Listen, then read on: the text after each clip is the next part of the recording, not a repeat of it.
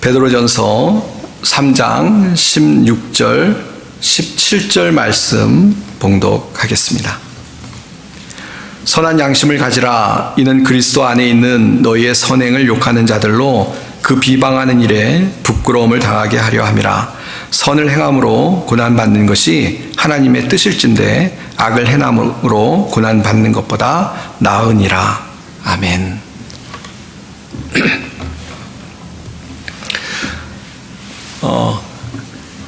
최근에 한국 뉴스 중에 아주 저 개인적으로 가장 답답한 또 이렇게 좀 분노가 치미는 뉴스는 뭐였냐면, 식당에 들어가서 밥을 먹고 이 돈을 지불하지 않고 도망가는 사람들에 대한 뉴스였습니다. 근데 그게 한 사람 두 사람도 아니고 제법 많이 있더라고요. 근데 더 놀라운 것은 어른들 중에 좀 이렇게 마음 나쁜 사람들이 가서 밥 먹고 주인 몰래 도망가는 거는 그것도 나쁜 거죠. 그런 것들은 또 그렇다고 치는데, 가장 충격적이었던 건 뭐냐면, 조그만 애들 데리고 가서 밥 먹고 그 애들이 뻔히 다 알 텐데 그냥 그 애들 보는 앞에서 돈 안 내고 도망가는 그런 가족들이 몇 가족 있었습니다.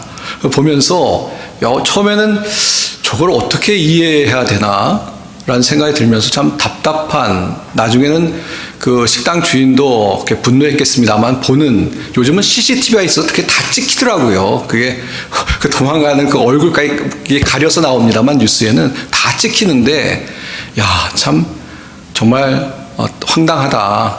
그러면서 떠오른 생각이 뭐냐면, 정말 양심 없다, 정말 양심 불량이다 라는 생각이 들었습니다.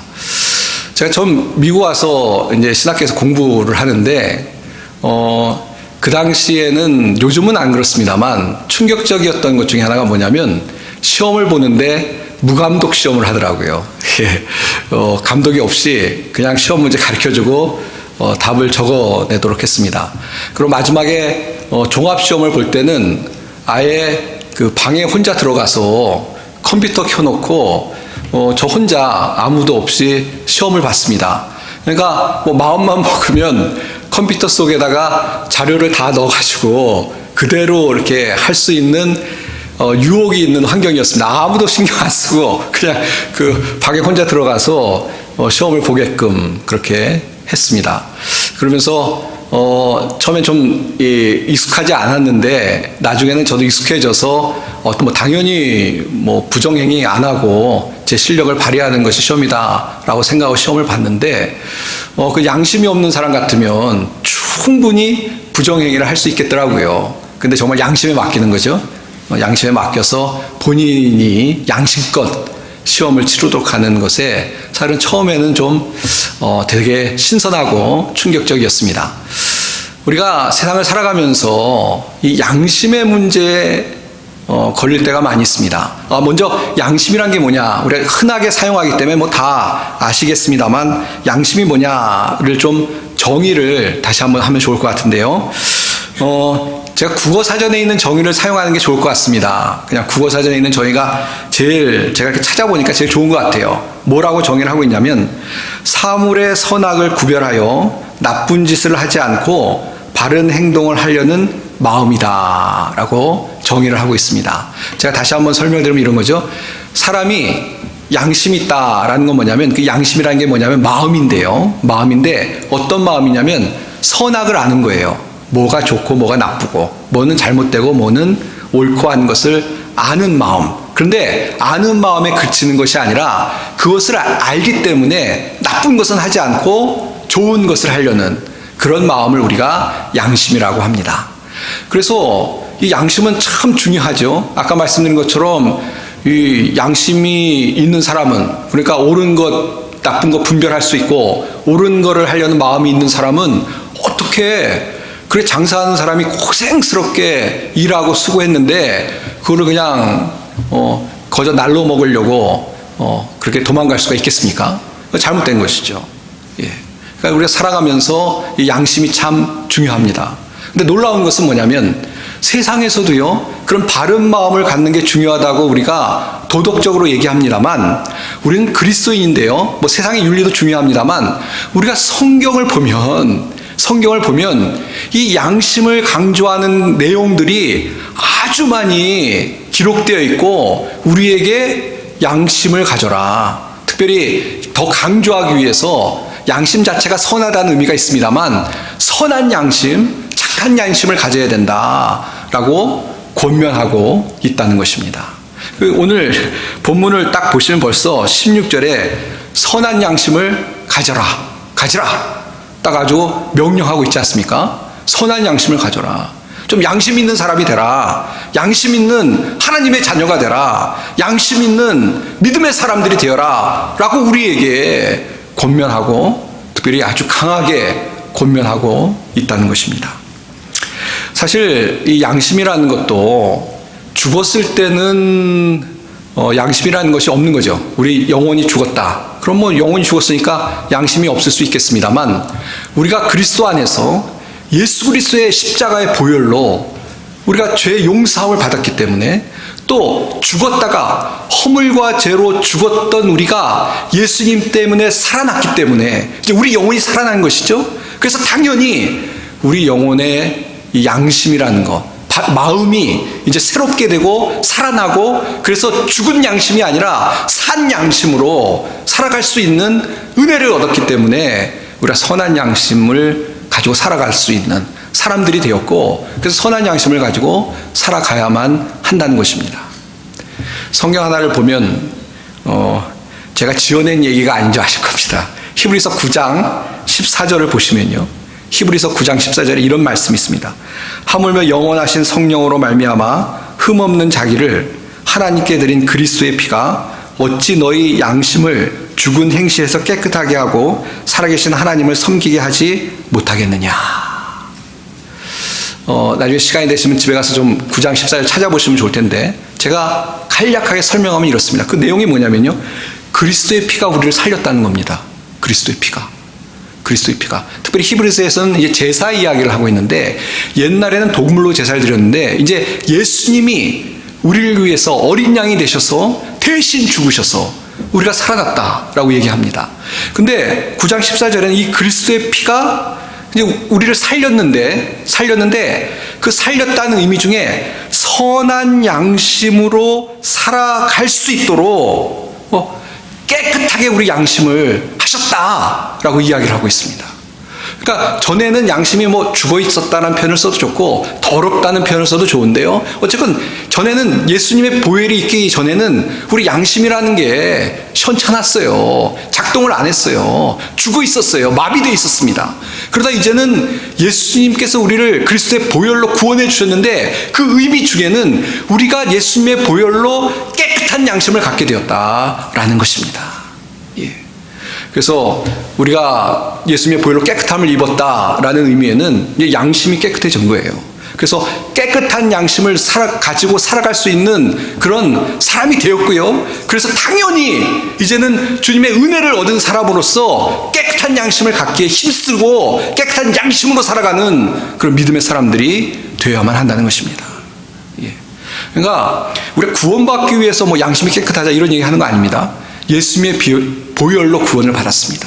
그러니까 보혈로 깨끗함을 받았으니까 깨끗함을 계속 가지고 거룩함을 추구하며 살아가는 것이 우리의 신앙의 본분이 되어야만 한다는 것입니다. 그러니까 좀 더 간단히 얘기하면 양심껏 사셔야 됩니다. 그리스도인들이 세상에 가서요, 양심 불량으로 사시면 안 된다는 것입니다. 세상 사람보다 훨씬 더, 세상 사람들은 아직 양심이 좀 불량일 수 있어요. 양심이 깨끗하지 않으니까. 그러니까 우리 그리스도인들은 깨끗한 양심을 세상 사람들에게 보이며 살아가야 한다는 것입니다. 그래서 16절이 그겁니다. 다시 보십시오. 선한 양심을 가지라. 이는 그리스도 안에 있는 너희의 선행을 욕하는 자들로 그 비방하는 일에 부끄러움을 당하게 하려 함이라. 세상 사람들이 그리스도인을 향해서 비방합니다. 별 볼 일 없어. 그리스도인 아무것도 아니지. 근데 딱 보니까 선한 양심으로 살아요. 그러니까 그걸 보고 할 말을 잃은 거예요. 비방을 못하게 된, 그렇게 살라는 것입니다. 16절 말씀이 바로 그걸 우리에게 이야기하고 있습니다. 사랑하는 성도 여러분, 이 선한 양심으로 살아가는 게 얼마나 중요한지 다른 성경에서도 이걸 찾아볼 수 있습니다. 이 디모데 전서 보시면 디모데가 당시에 목회자였습니다. 근데 목회자인 디모데에게 권면을 해주고 있는 내용이 많이 나오는데요. 목회자는 이런 사람이 목회자가 돼야 되고 이런 모습으로 목회를 해야 된다라는 이야기를 합니다. 그러니까 목회자의 자질에 대해서 얘기하는데요. 그 자질 중에 하나가 뭔지 아십니까? 뭐 답을 아실 거예요. 오늘 무슨 얘기를 하는지 아시니까.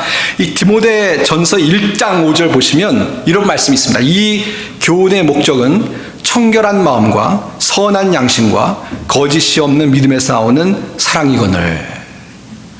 거기에 뭐가 들어가죠? 청결한 마음과 선한 양심.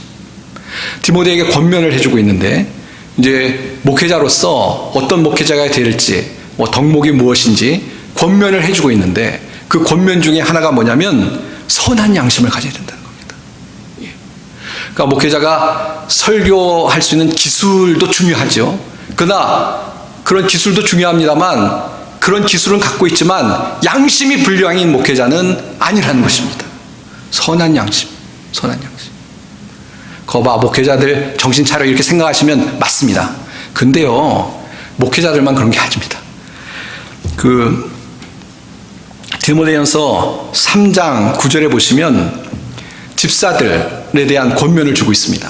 근데 그 집사들에 대한 권면, 그러니까 어떤 사람이 집사가 돼야 되고 집사가 되면 어떻게 해야 된다, 뭐 이런 자질에 대한 집사의 어떤 성품이나 모습에 대한 권면을 주고 있는데 이 3장 9절에 보시면요, 깨끗한 양심의 믿음의 비밀을 가진 자라야 할지니.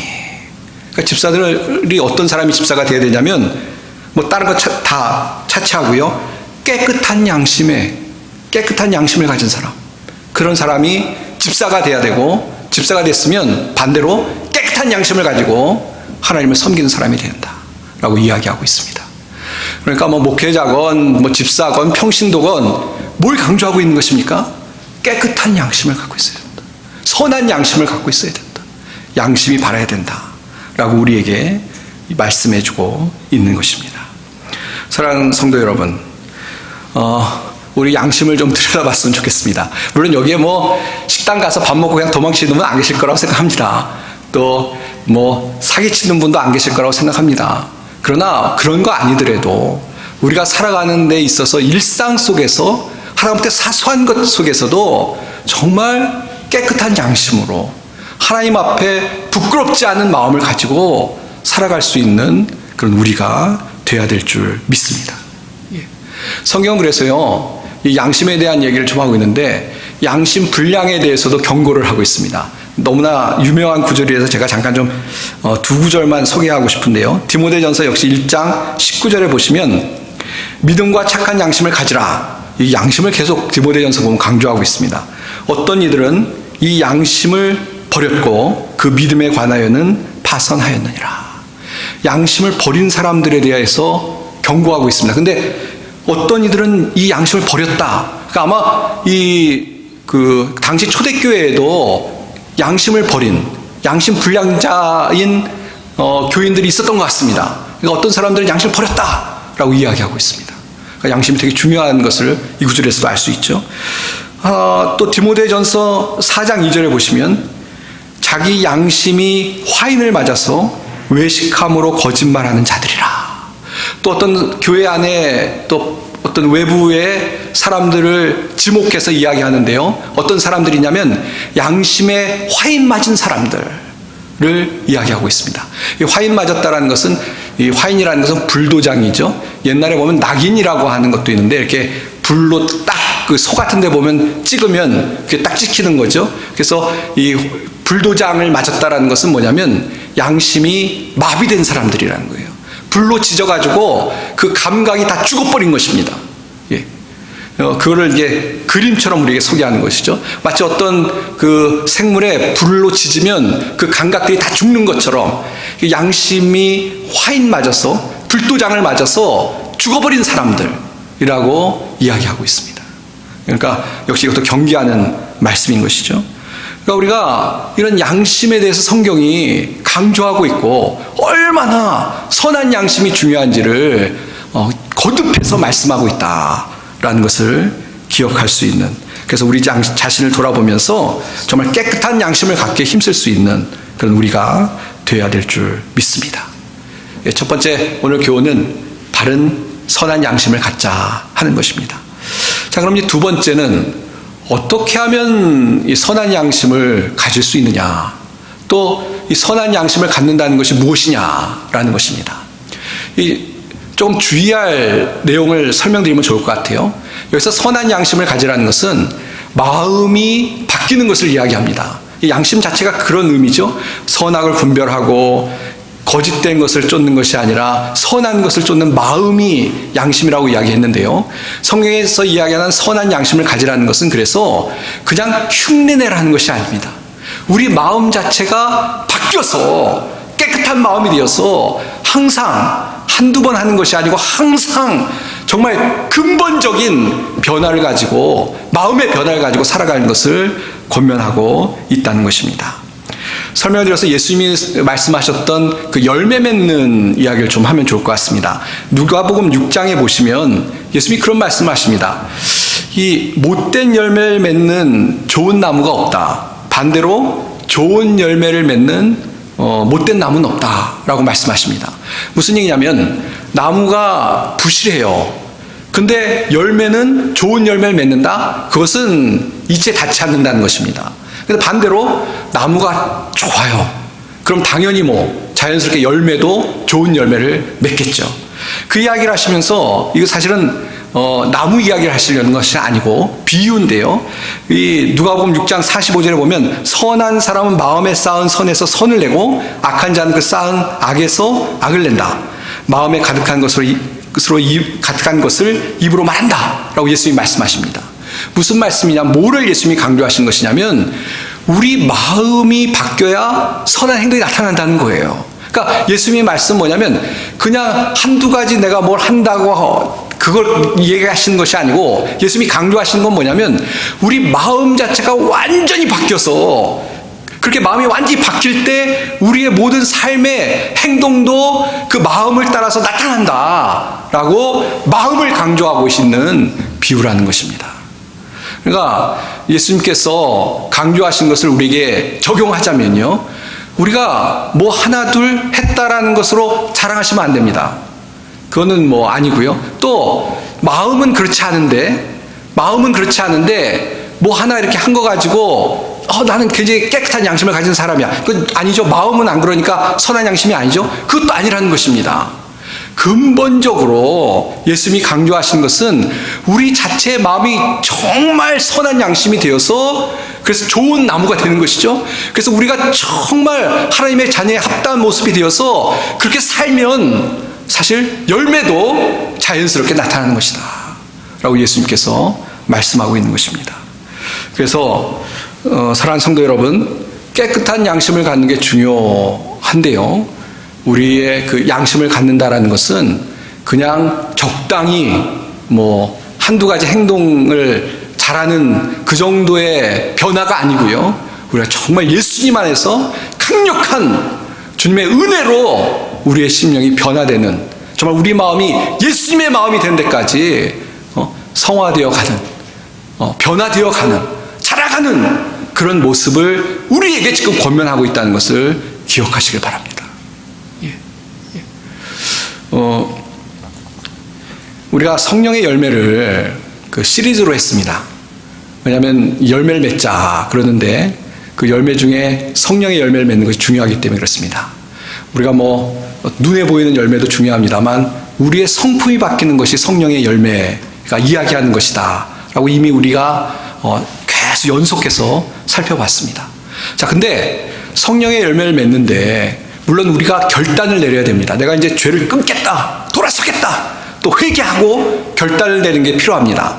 성령의 열매를 우리가 함께 말씀을 나눌 때 보시고 묵상했던 것처럼 중요한 게 무엇입니까? 우리는 부족하고 힘이 없습니다. 그러나 우리가 주님을 의지할 때 성령께서 우리를 도와주셔서 열매를 맺을 수 있다라는 것을 계속 말씀을 통해서 우리가 확인하고 또 확인을 했었습니다. 그러니까 지금 선한 양심을 가져라 그러는데 나는 너무 부족해, 힘들어. 맞습니다. 그러나 희망을 가지셔도 되는 것이 뭐냐면 주님이 우리를 도와주실 것이고, 특별히 성령께서 우리 마음속에 역사하셔서 때로는 우리가 잘못 가려고 할 때 우리의 마음, 양심을 두들기시고요, 바른 길로 갈 수 있도록 인도하실 줄 믿습니다. 예. 그래서 지금 말씀드리고 싶은 건 뭐냐면, 선한 양심을 가져야 되는데 난 너무 부족해, 난 너무 연약해. 맞습니다. 그 생각도 좋은 생각이에요. 다만 그 생각에 빠져서 낙심하지 마시고요, 또 한두 번 실패했다고 염려하지 마시고요, 주님을 의지하고, 주님 선한 양심을 갖게 해주십시오. 내 마음이 변화되게 해주십시오.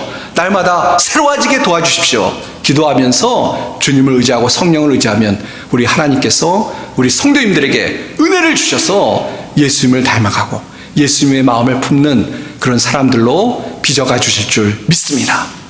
이런 희망과 또 기대를 가지고 주님을 의지하면서 선한 양심을 갖게 힘쓸 수 있는 그런 우리 모든 성도님들이 다 되시길 바랍니다. 우리 성도님들이 뉴스를 보셨는지 모르겠습니다만, 최근에 그 양심 불량인 사람들 얘기가 너무너무 많이 나와요. 그 뉴스에 최근에 그 유튜브에도 그러고 큰 뉴스였던 게 하나가 뭐냐면, 지금 인도에서 그 어떤 지역에서 양 부족이 싸움이 났습니다. 근데 그게 그리스도인들이 좀 봐야 되는 게 뭐냐면, 한 부족은 기독교 부족이고 한 부족은 힌두교 부족입니다. 인도는 원래 힌두교 나라인데요, 그래도 소수의 기독교인들이 있습니다. 근데 서로 양쪽에서 싸움이라는 게 제가 좋게 순화된 표현이지 전쟁이 났습니다. 그래서 서로 죽이고 마을을 불태우고 하는 그런 일이 계속되고 있는데요.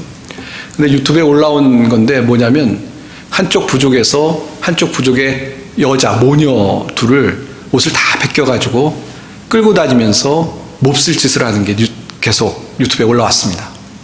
그래서 뭐 난리가 났죠. 예. 근데 저도 그걸 이제 너무 유명한 뉴스니까 봤는데, 그걸 어떻게 이해해야 될지 모르겠더라고요. 이 사람이 양심을 가진 짐승과 다른 그런 사람이라고, 인간이라고 얘기를 하는데, 저렇게 짐승도 안 하는 짓을 할 수 있을까? 참 세상이 점점 양심이 무뎌가는 그런 세상이 되는 것 같습니다. 그래서 그런 생각이 듭니다. 그걸 정죄하고 비판하고 그러는 것보다는 우리가 그리스도인들이, 여기 16절이 그거잖아요. 선한 양심으로 세상 사람들에게 비방을 못하도록 그리스도의 양심을 갖는 거예요. 그리고 비방을 못하는 정도가 아니라, 이야, 이게 진짜 선한 양심으로 살아가는 거고, 이게 하나님을 두려워하는 모습으로 살아가는 것이구나 라고 보여줄 수 있는 그런 그리스도인이 돼야 되지 않을까라는 생각이 들었습니다. 제가 이번 주에 이제 설교를 준비하면서 이제 어떤 목사님 설교를 이렇게 듣게 됐습니다. 근데 그 목사님 옛날에 있었던 이야기를 하시는데, 다른 좀 목적으로 그 예를 드셨는데, 저는 양심에 대해서 설교를 준비하다 그게 귀에 확 들어왔습니다. 뭐냐면, 그 목사님 교회를 출석하다가 나간 어떤 남자 집사님이 계신데, 그 집사님이 왜 교회를 출석하다 나가셨냐면, 바람을 피셨다는 겁니다. 이 아내도 있고 교회 집사인데 이제 바람을 펴서 나갔는데, 근데 아주 뻔뻔스러워가지고 바람 피다 들통이 났는데도, 난 구원받았는데 괜찮다, 하나님 다 용서해 주실 거야, 그렇게 얘기를 하고 회개하지도 않고 자기 잘못한 거 없다고 그렇게 아주 얘기를 해가지고 주변 분들이 다 목사님을 포함해서 다 기가 막히고, 결국은 교회를 나가셨는데, 이거 진짜 이야기입니다. 그 목사님 교회에 있는 집사님을 얘기하면서 다른 설교의 주제를 갖고 얘기하시다가 얘기한 거지만 그런 분이 있었다라고 소개를 하시더라고요. 전 그걸 들으면서 다른 게 아니고 야, 양심 참 없다. 진짜 양심이 선과 악이 뭔지도 분별하지 못하고 분별하지 못하니까 바른 것을 하려는 그런 마음도 없구나 라는 생각이 들었습니다. 좀 안타까운 것이죠. 물론 아까도 말씀드렸습니다. 우리는 부족하고 연약합니다. 살다 보면 실수할 수도 있습니다. 양심에 꺼리낀 일을 안 하고 살아가면 좋겠습니다만, 때로는 실수할 수도 있습니다. 부족하니까요. 우리가 신분이 바뀌어서 의인이 되었습니다만 아직 우리 속에 죄성이 남아있으니까요. 그러나 죄성이 남아있었다고 죄성을 따라가면 안 되는 것이죠. 하나님의 은혜가 크니까 죄를 많이 진다? 그거 안 되는 것이죠. 오히려 주님의 은혜로 우리가 구원받고 또 회개하면 용서해 주시고 또 주님의 힘을 공급받아서 믿음으로 승리할 수 있음을 믿고 선한 양심을 가지고 살아갈 수 있는 그런 우리가 되어야 될 줄 믿습니다. 이제 말씀을 맺겠습니다.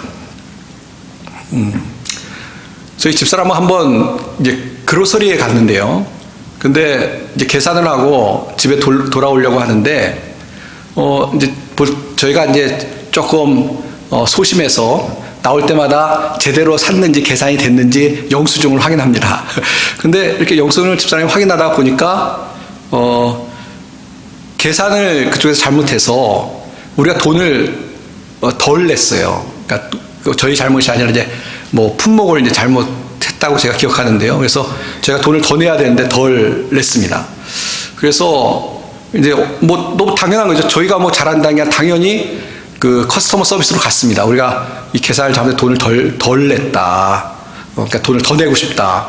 근데 처음에 가서 집사람이 얘기하려고 그러니까 그 커스터머 서비스에 있는 사람이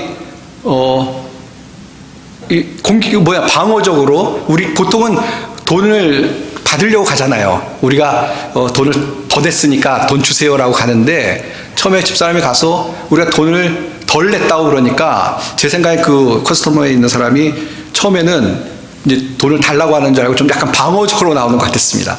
근데 이해가 이제 되니까 이제 저희가 돈을 더 내니까 이제 고맙다고 하고 약간 좀 뭐지? 하는 그런 거 같았어요.